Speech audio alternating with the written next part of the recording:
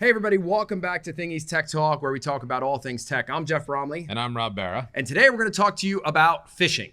Yes, phishing. It has as much to do with the 90s jam band as joining a Greek organization in college has to do with the Canadian progressive rock band. R.I.P. Neil.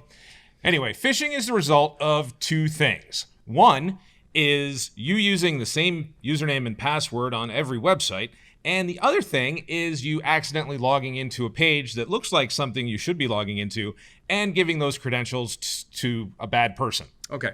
So one of the things you guys, well, actually, I don't know whether you guys have realized or not lately, but the level of sophistication and the level of subject matterness that's coming in has gotten to a point where they're getting very, very hard to discern whether this is an actual email from somebody that meant to send you a file or share something with you, or whether they're actually trying to phish your email. Right. Yeah. And what kind of led to this whole conversation today is we actually got a couple of very convincing phishing emails that looked like they were coming from SharePoint. They looked like they were, coming from someone within our company, and it, gave us a moment that we kind of thought we should reach out to our friends out there and let you know, because I understand, yes, you could use different passwords on every site and maybe even use one of those books that I keep telling you not to buy. Don't do it. Just use one password. I mean, even Google Chrome, if you use Google Chrome, it will save your passwords. And there's even, I don't know if you've seen this, there is a neat little tool you can use in Chrome where it will actually go through all the sites that you've saved passwords for, and it'll tell you if they're bad passwords or if they're like searching them against blacklists and things like that. So same thing with the iPhone. Yeah, same thing with the iPhone. It's just use something where you can save your passwords so you don't have to remember all of them. It can use a different point of authentication. All right, so today really what we want to talk about is how to spot a phishing email. First thing, take a look at the to field in your email. If there's nothing there, most likely it was just an email sent to blind carbon copy to a whole bunch of people, casting a big net, hoping that they catch somebody. Secondly, make sure that the email is actually coming from a valid sender, whether it's a company that you're a customer of, a colleague from a work situation, that sort of thing. Take a look at the email address that the email supposedly came from. Now, this can be spoofed, so it's not always a good thing, but you can sometimes tell that it's coming from a completely random email address that you don't know. Yeah, and one thing to note with all of this is if you even have an inkling that this might not be a real email, don't trust it.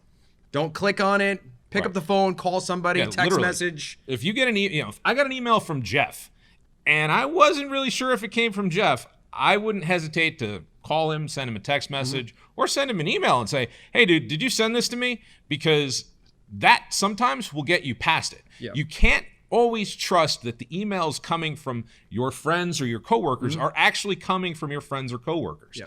A lot of times, the whole purpose of these phishing attacks have to do with trying to gain access to your existing email account so they could then use that and your reputation to send it out to even more people. So the one that we were talking about before, that was from SharePoint, that was trying to get me to log into my Office 365 account. If I gave them my Office 365 credentials, they could then log in, use my Thingee email, and send out emails to whoever I have either in my address book or whatever. Or, they harvest all that information. It's really bad. Yeah. So one of the things that you can do, and this is very simple, and I'm going to preface this by don't click. Yes. If you actually take your mouse and roll over it, most browsers or email clients will pop up a tip and it will show you what the URL is of that. If you see some URL that does not look like anything you want to be clicking on, again, don't click on it. Don't click on it.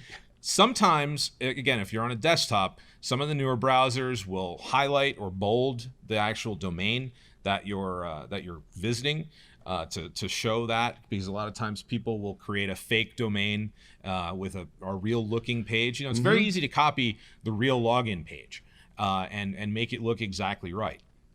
So you got to be really careful with that, because I mean, when you hear about people being hacked, a lot of times what you're hearing about, like the Apple, the iCloud hack from a couple of years ago, when a bunch of famous people had their photos downloaded. Yeah, that really wasn't a hack, so to speak. That was just people phishing them them getting their email credentials and them logging in and downloading backups of their phones. It was really a social engineering attack and a phishing attack that got it in. Similar to what happened with in the news about Jeff Bezos. Apparently his phone was compromised in some way through a malicious file. A lot of times that is another way people use phishing. They get you to click on a link, they get you to open a file, and then they take control of your browser, take control of your computer. You got to be really careful because once you get infected with this, it will just grab everything.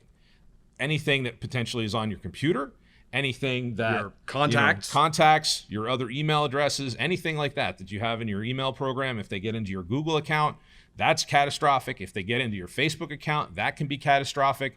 They get into your Amazon account, they could buy a whole bunch of stuff and send it to themselves. There's a lot of really bad things that could happen. So you really need to protect yourself. Yeah.